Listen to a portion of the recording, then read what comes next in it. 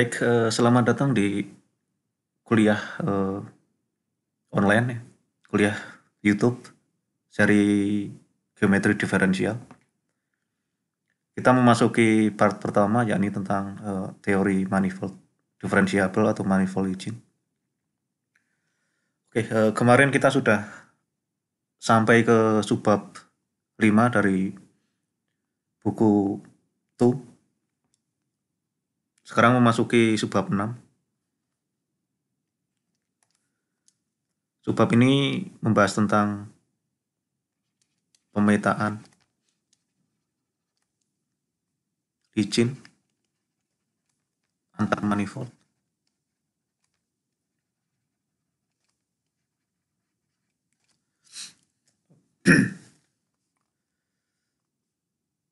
Oke, tapi sebelum memasuki subbab ini, izinkan saya untuk mereview beberapa hal di subbab sebelumnya.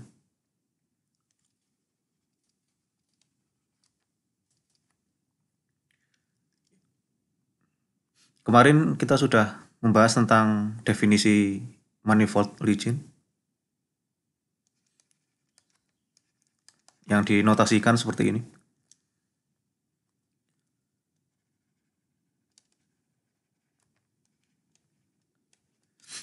Di mana M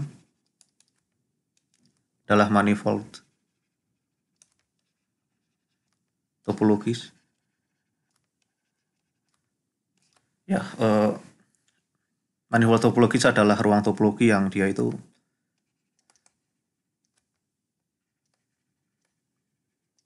yang Hausdorff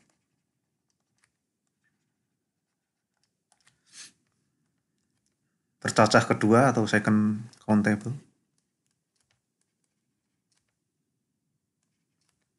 Kemudian Euclides secara lokal.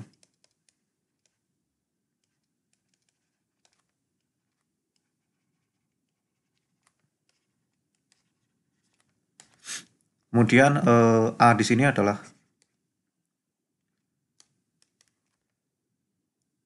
struktur diferensial.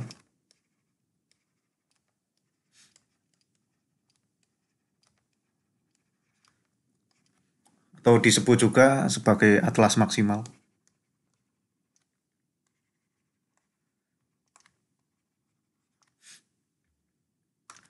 Ya, perlu diketahui juga, kemarin kita sudah berdiskusi ya, bahwa diberikan sebuah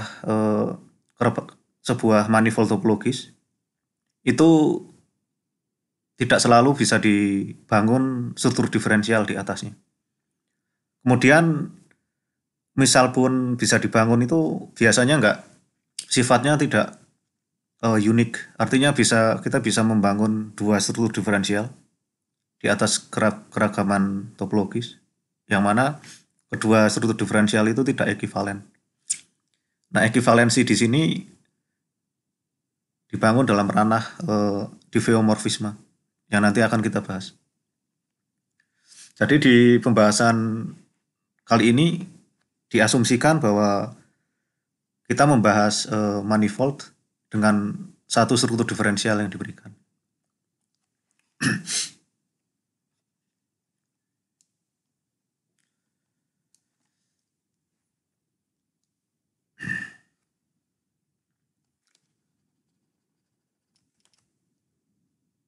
Ya, pada pembahasan ini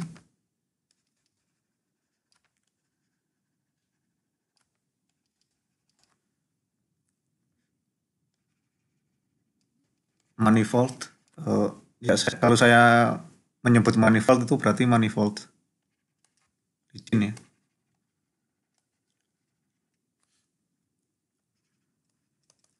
Kemudian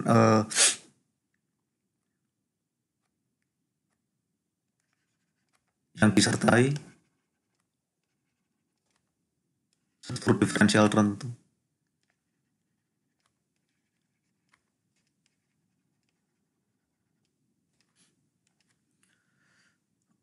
Nanti akan kita lihat bahwa ide tentang konstruksi dari struktur diferensial ini adalah kita tujuannya untuk membangun kalkulus di ruang yang selain Rn. Kita kan mempunyai teori kalkulus yang sudah matang itu di R1 garis real. Kemudian kita bisa membahas fungsi multivariabel, ya kan? Kemudian kita bisa juga membahas fungsi multivariabel yang dan bernilai vektor fungsi, yakni pemetaan antara Rn dan sembarang Rm. Nah, ini kita di teori manifold itu pengen memperluas kalkulus untuk ruang-ruang yang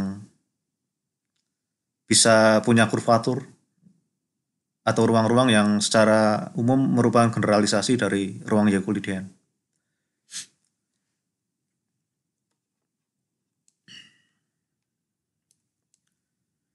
Oke, di subbab atau di section 6 ini pertama dibahas mengenai fungsi licin ya.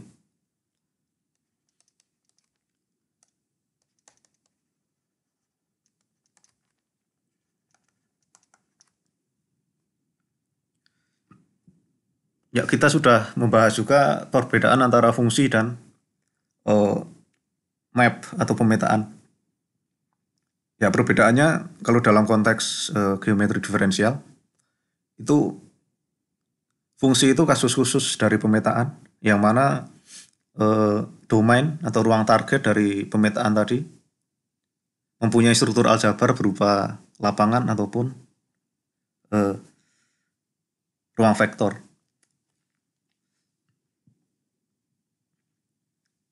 Jadi pertama definisi.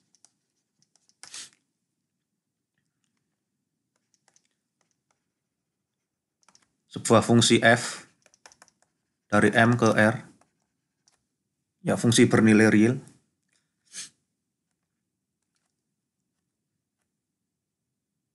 dikatakan licin atau C infinite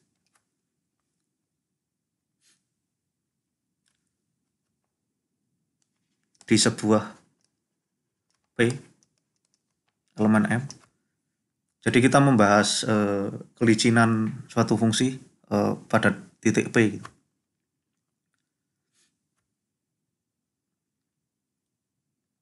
Jika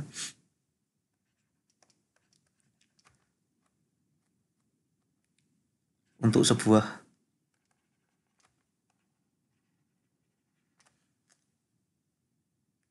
koordinat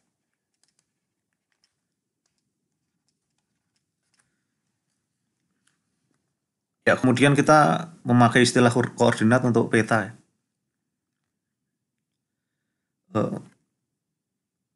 Sebuah koordinat di U, V di sekitar P.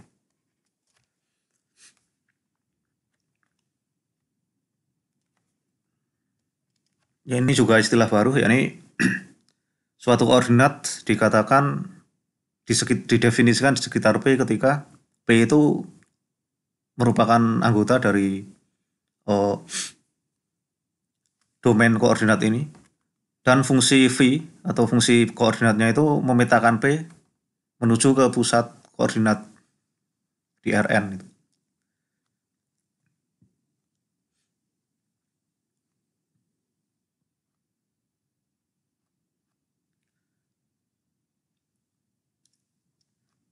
Ya, F dikatakan licin ketika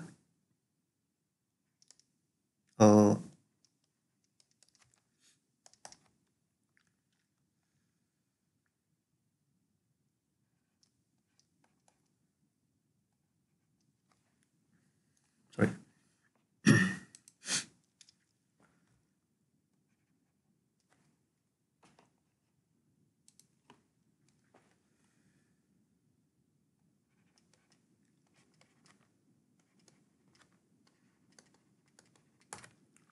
Ya, F dikatakan licin ketika cerminannya, ya nanti saya jelaskan. Cerminannya di peta atau di koordinat itu licin.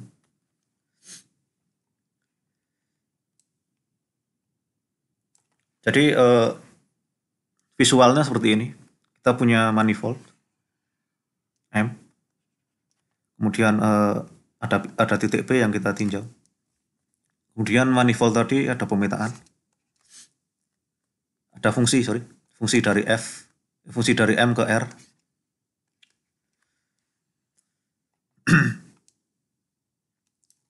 Kemudian di titik P, karena dia manifold, maka setiap titik lokali Euclidean atau Euclides secara lokal. Jadi kita bisa memilih suatu domain U, domain koordinat U,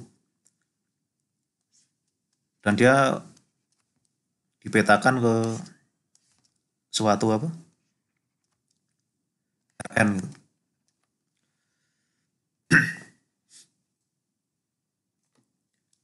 Ya kita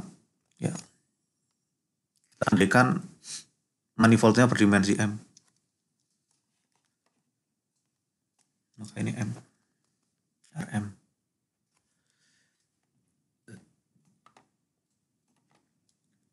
Nah, dari sini kita bisa membangun pemetaan ke sana. Ya tentu saja VP itu dipetakan ke pusat koordinat di Rm. Kemudian ini adalah bayangan dari U.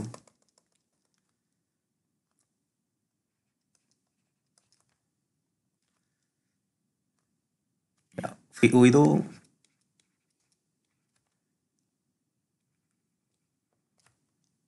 subhimpunan buka di Rm.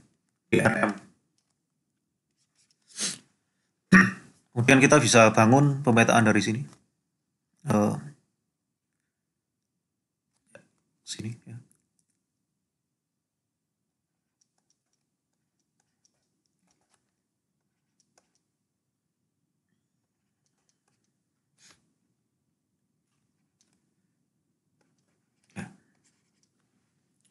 Pemetaan ini. Nah, pemetaan ini adalah pemetaan dari subhimpunan buka di Rn ya, di Rm, kemudian menuju ke R. Nah, subhimpunan pemetaan ini artinya adalah pemetaan dari Rm. Jadi kita bisa mendefinisikan konsep kelicinan di Rm.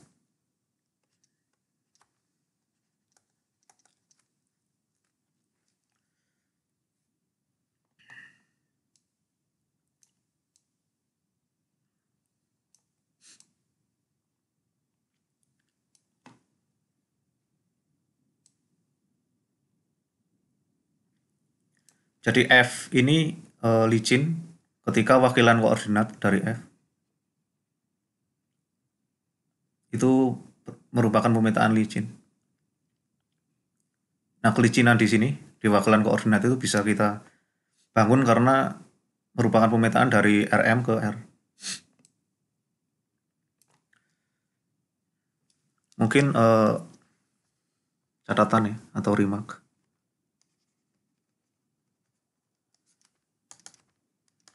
Pertama,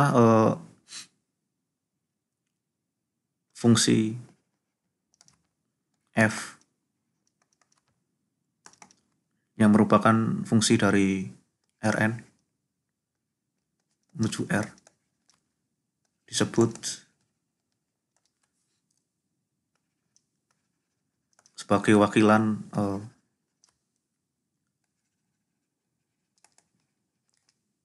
koordinat dari F.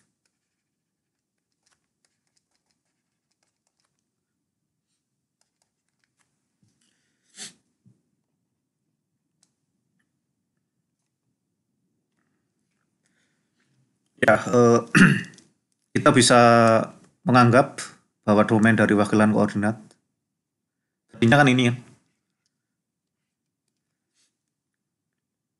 Kita bisa memperumum menjadi ini, menjadi keseluruhan Rm karena U di sini adalah sekitaran buka bagi P. maka kita bisa buktikan bahwa U merupakan persekitaran yang dia itu connected ya. Dan ini persekitaran buka, connected. Maka eh, bayangannya di RM itu dia merupakan subhimpunan buka dan connected juga. Nah, kita bisa membangun homeomorfisme antara himpunan buka dan connected di RM ke seluruh RM. Maka bisa kita ganti domain koordinatnya seperti ini.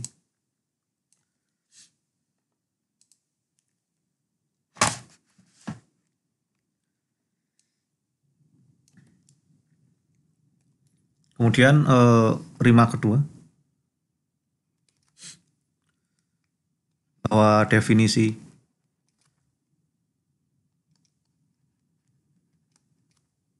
pelicinan fungsi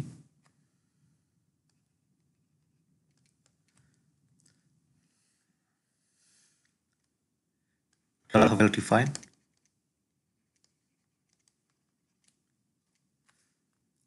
Dalam artian definisi tersebut bebas koordinat, bebas terhadap pemilihan koordinat.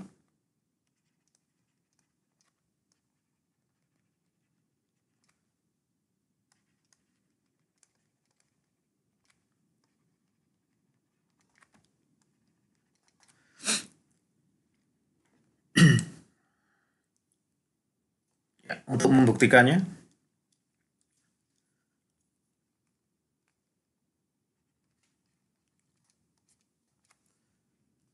misalkan ya, untuk membuktikannya,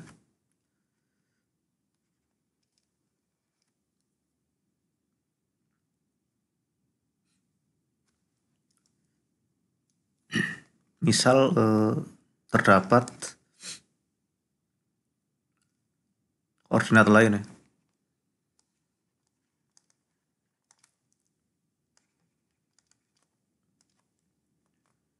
Ya, kita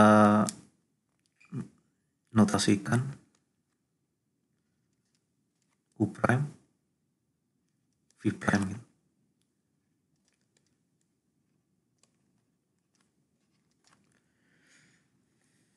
Ya. Maka bisa kita lihat ya, bahwa P itu berada di irisan dari U dan U aksen. Ya, kenapa? Karena baik U dan U aksen merupakan domain dari koordinat, yang mana titik P itu ada di situ. Atau dalam istilah kita, domain dari koordinat di sekitar P.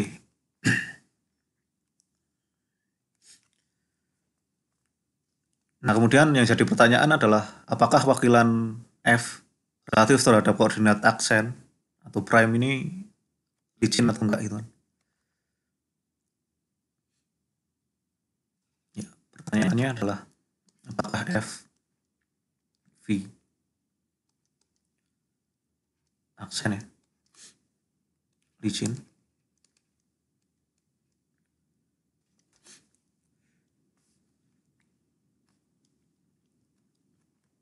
Ya, bisa kita lihat bahwa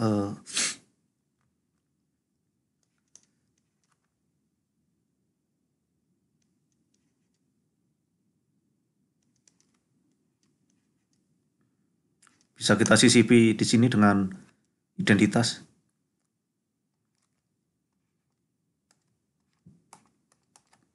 Seperti ini.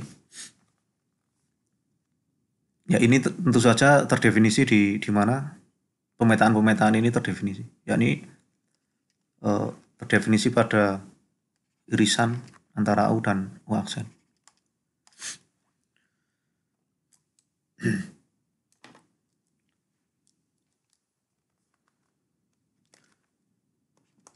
Kemudian bisa kita susun ulang jadi seperti ini. Nah, pemetaan ini adalah licin ya. Dari pembahasan di atas bahwa F itu licin terhadap koordinat V, terhadap koordinat UV. Kemudian suku berikutnya adalah ini licin juga karena merupakan alih ragam koordinat.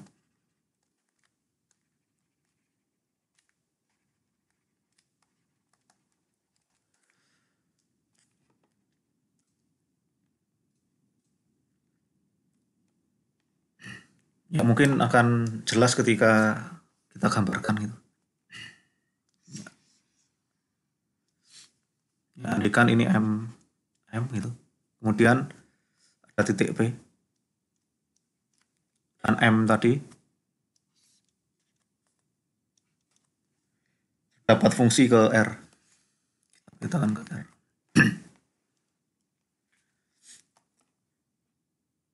Kemudian di sekitar P ada dua koordinat. Yang pertama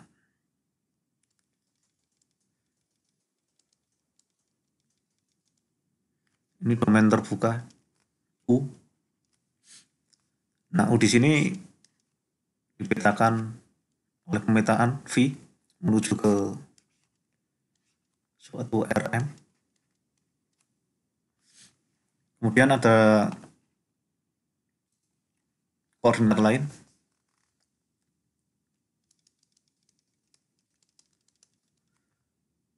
aksen ya. Dipetakan V aksen menuju ke suatu RM juga. Nah, pertanyaan kita kan apakah pemetaan ini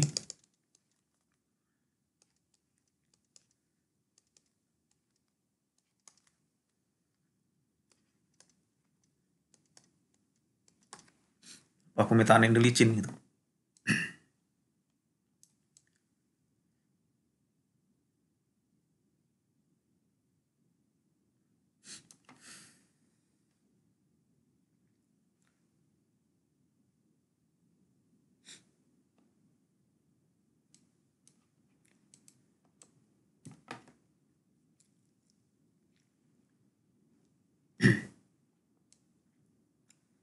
Oh, sebentar.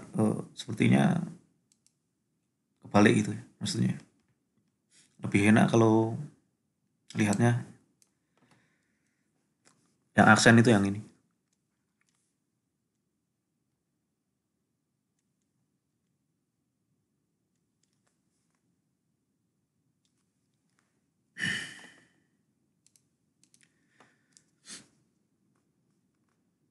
Ya, ada V, kemudian ada V aksen.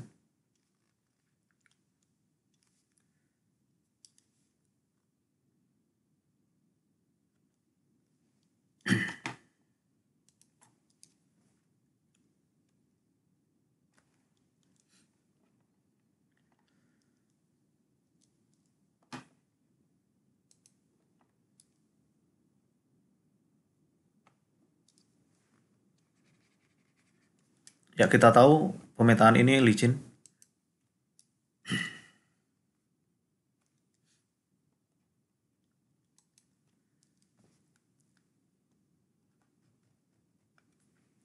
Kemudian pertanyaannya adalah apakah pemetaan ini licin? Ini adalah F.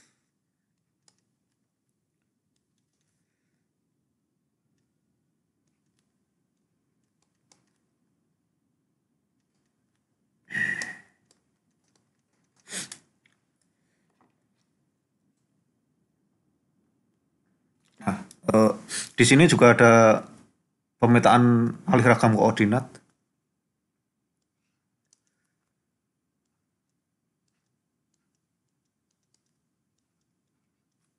Yang mana licin? Ini licin ya.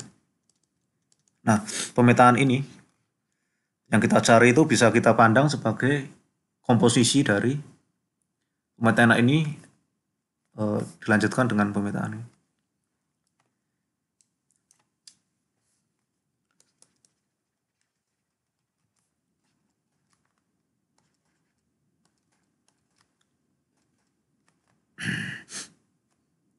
Sebagai komposisi ini F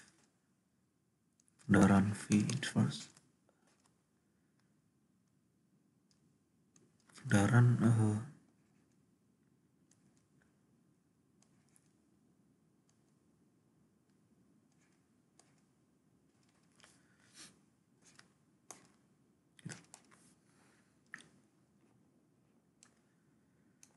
nah, karena merupakan komposisi dari dua fungsi licin, maka dia licin.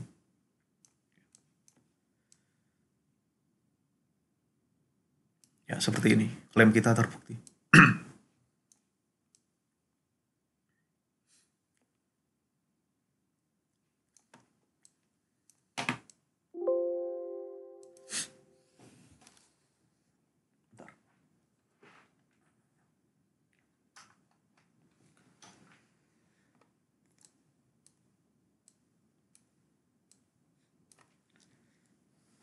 Jadi kesimpulannya,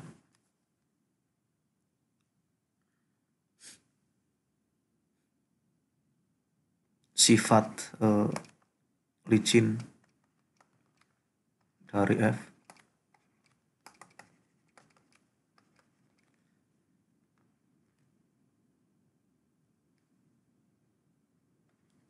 well defined, dalam artian bebas dari pemilihan koordinat.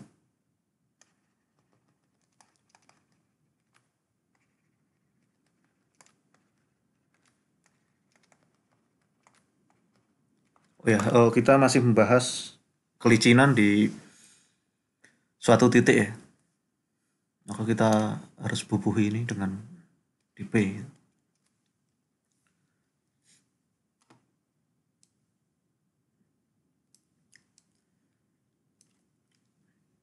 Nggak bisa kita nyatakan seperti ini karena di awal itu kita sudah sepakati bahwa pembahasan ini adalah suatu manifold licin disertai dengan satu struktur diferensial tertentu gitu.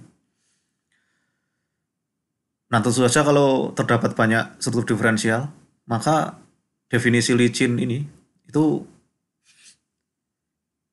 eh, berbeda antara satu struktur diferensial dengan satu struktur diferensial yang lain.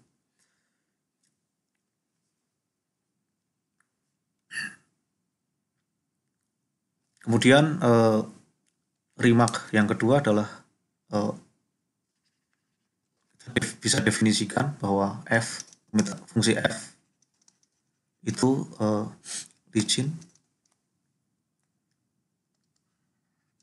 jika f licin di semua titik di M.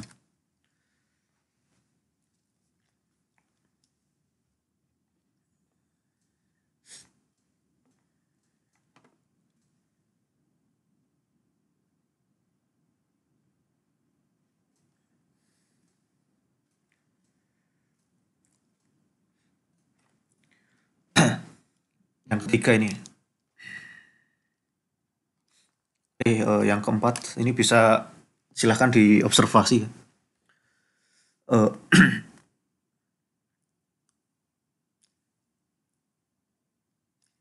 F ini yang kita bahas tidak harus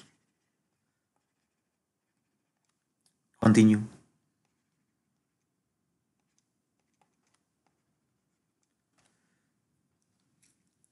Jadi M sebagai manifold topologis mempunyai topologi ya. Manifold topologis kan ruang topologi yang Hausdorff dan seterusnya. Jadi ini punya topologi. Kemudian R itu ada topologi standar juga. Namun pemetaan F yang kita bahas ini tidak harus kompatibel dengan struktur topologi tadi.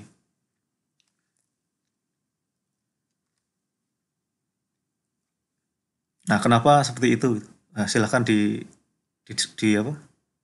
Sebagai latihan, didiskusikan.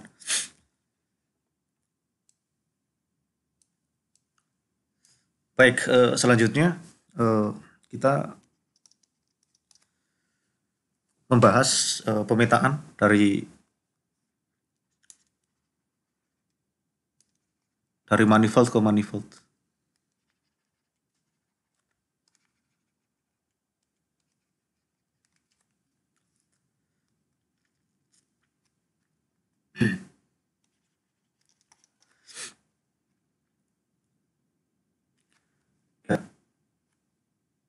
definisi. Misalkan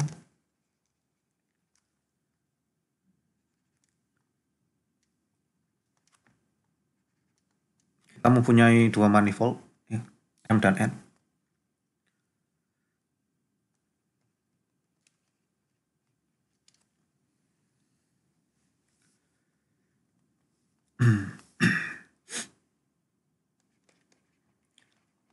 Pemetaan F dari M ke N dikatakan licin.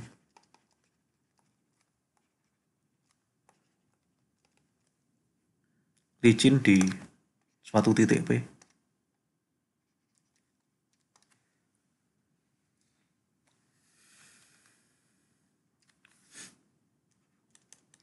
Jika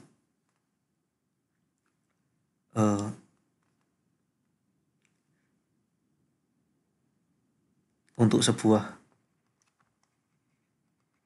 koordinat UV di sekitar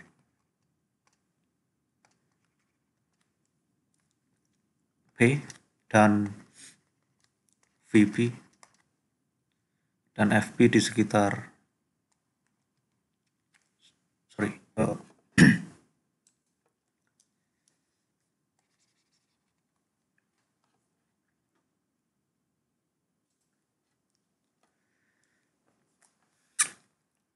dan VC.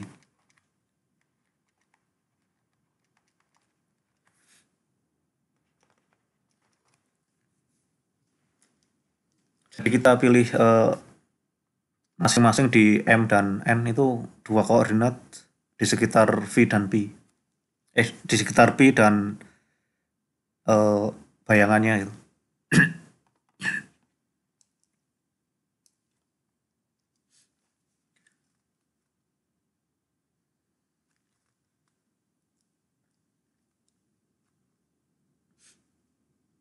Terus apa ya?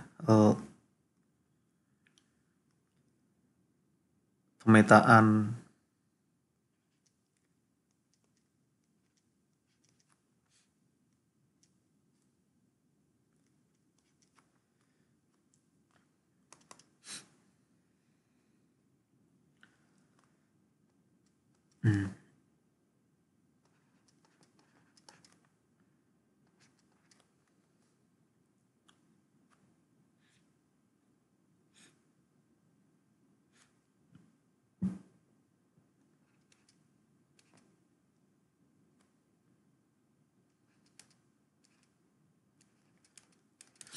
ya, pemetaan ini itu bersifat licin.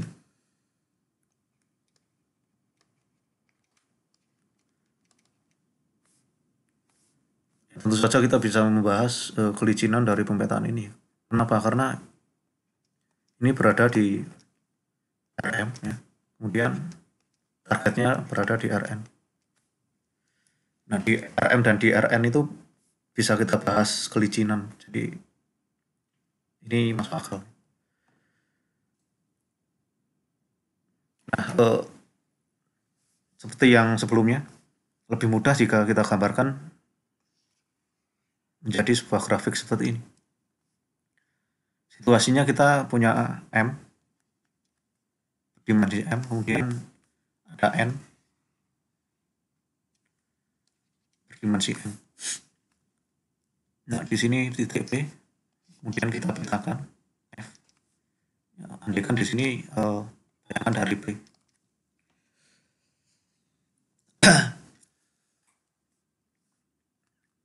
Kemudian kita pilih koordinat.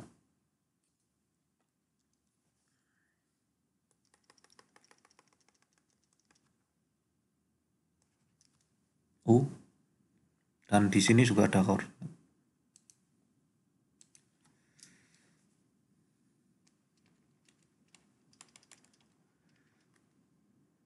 V.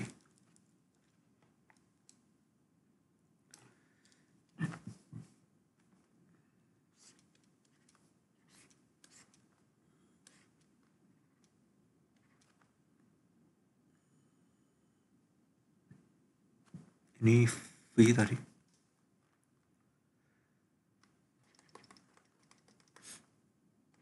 Kemudian ini bayangan dari koordinat. Begitupun di sini ada C.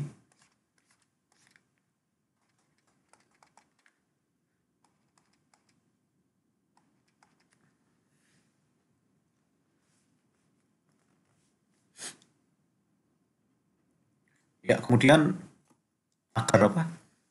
Well defined gitu. Jadi V di sini, jadi U di sini itu dipetakan oleh F ke dalam sini. Jadi gimana nulisnya?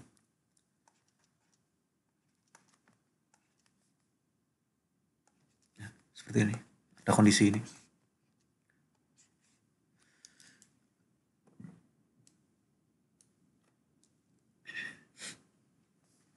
Nah, dari kondisi ini kita bisa membangun pemetaan ke sana. Ya, urutannya ini. Jadi dari inverse V, kemudian dikomposisikan dengan F, kemudian dikomposisikan dengan V.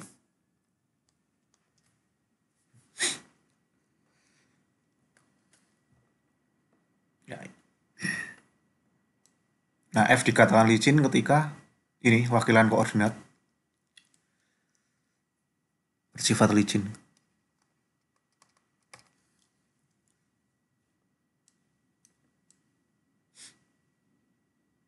Ya, definisinya seperti itu.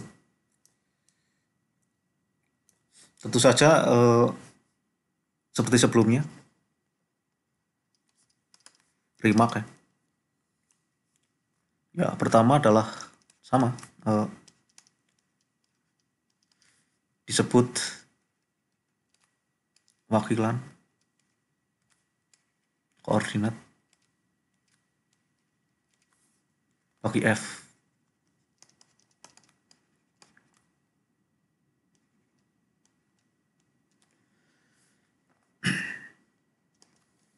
Yang kedua, definisi tersebut, ya definisi kelicinan dari F itu well defined.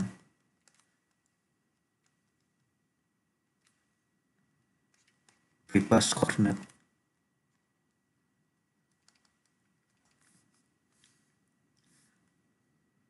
Ya, oke. Ya, silahkan latihan. Seperti biasa ya. Kalau yang mudah dibahas, tapi yang susah dibuat latihan. Ya sebetulnya nggak jauh-jauh amat dari yang sudah kita bahas. Pertama kita pilih koordinat lain ya di sini. Kemudian kita komposisikan koordinat lain di sini. Ya. Kemudian dari alih rakam koordinat kita bisa komposisikan ke sana dan ke sana. Begitupun juga di sini gitu. Kita bisa pilih koordinat lain kemudian menggunakan alih rakam koordinat.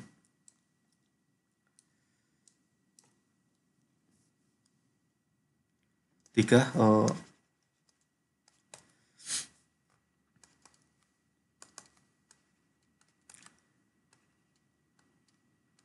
ya F dikatakan licin.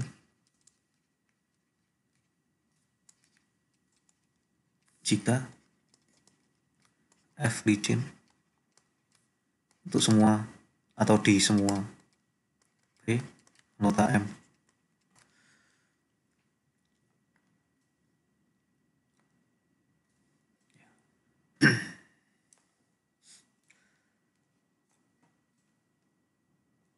Oke, ada yang lupa saya, bentar. Dari sini ya, dari remark ini bahwa apa fungsi F atau pemetaan F itu fakta bahwa fungsi F dan pemetaan F itu well defined, yakni apa? Bebas pada pemilihan koordinat. Maka jadi bisa kita ganti di sini. Untuk sebuah koordinat itu bisa kita ganti untuk semua koordinat dari M.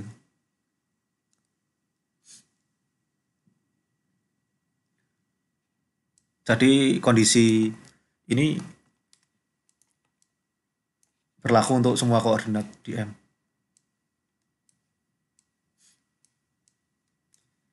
Ya tentu saja semua koordinat pada struktur diferensial yang kita sepakati.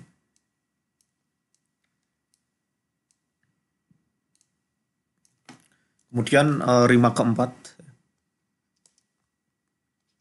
pembahasan kelicinan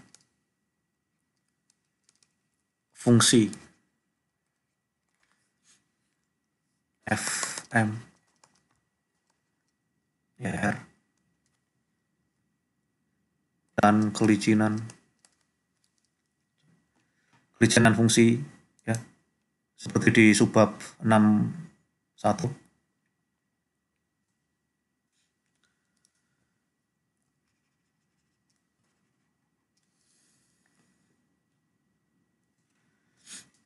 Itu inline ya, atau apa istilahnya,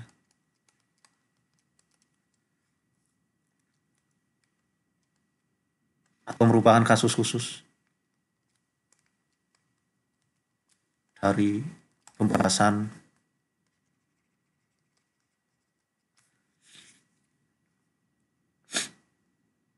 kelicinan pemetaan.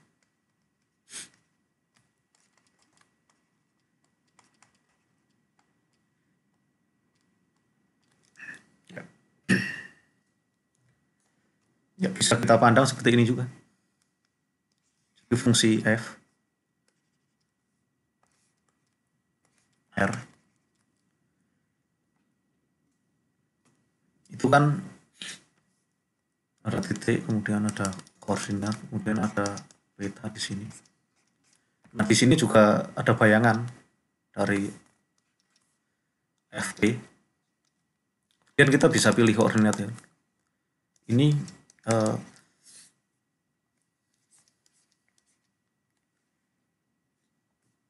sorry, ini dimensinya kan 1.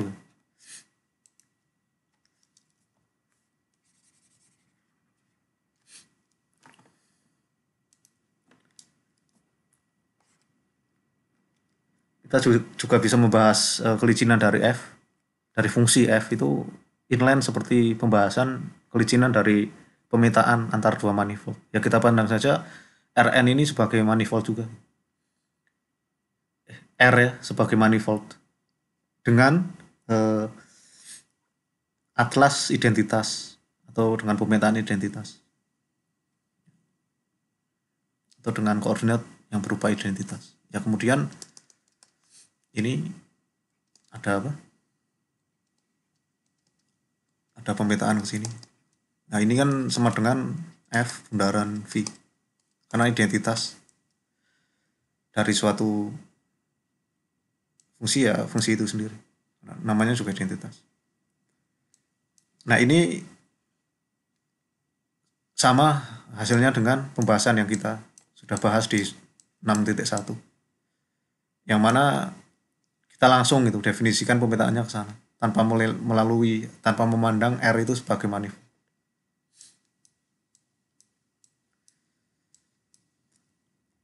Ya. Seperti ini. Ya mungkin ini untuk video pertama sampai sini dulu.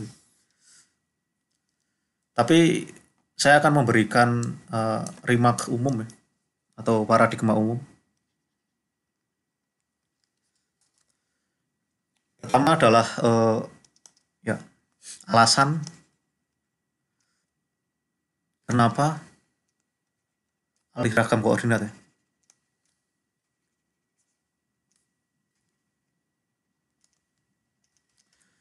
Ya, kenapa alih ragam koordinat itu kita pilih, kita definisikan di periode sebelumnya, bahwa struktur diferensial itu adalah himpunan atau adalah apa? Suatu objek matematik yang berupa isinya itu adalah himpunan dari atlas gitu. Atlas itu adalah peta, kemudian koordinat. Terus himpunan koordinat itu adalah atlas ya kan.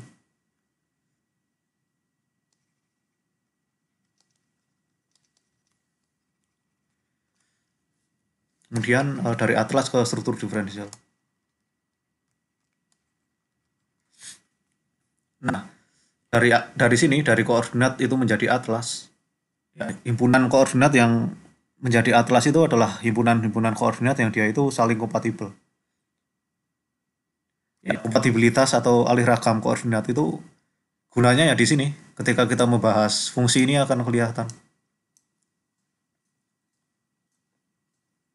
Bahas apa? Perizinan fungsi itu kelihatan karena kita gunakan ini alih ragam koordinat di sini.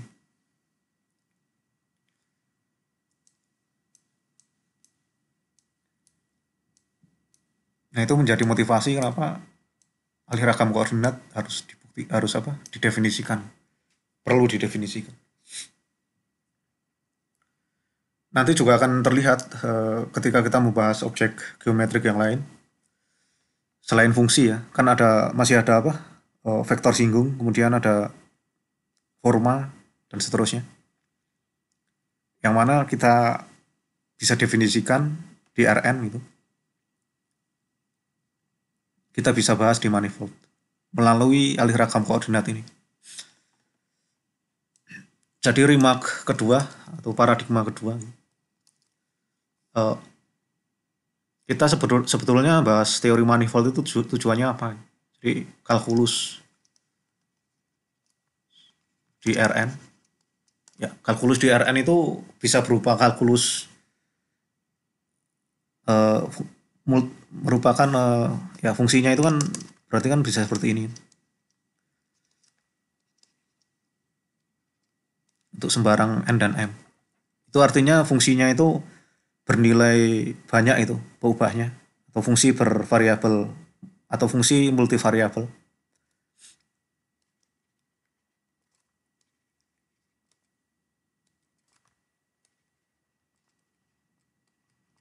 Bernilai vektor. Ya, karena nilainya ada di sini. Titik-titik di sini itu kan berupa apa? Mempunyai komponen ya, m komponen itu. Maka kita sebut vektor gitu. Nah, kalkulus di Rm ya atau di ruang Euclidean kita sebut saja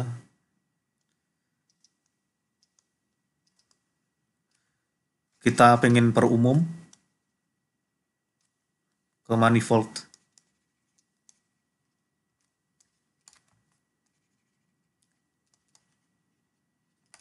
Kalkulus di manifold.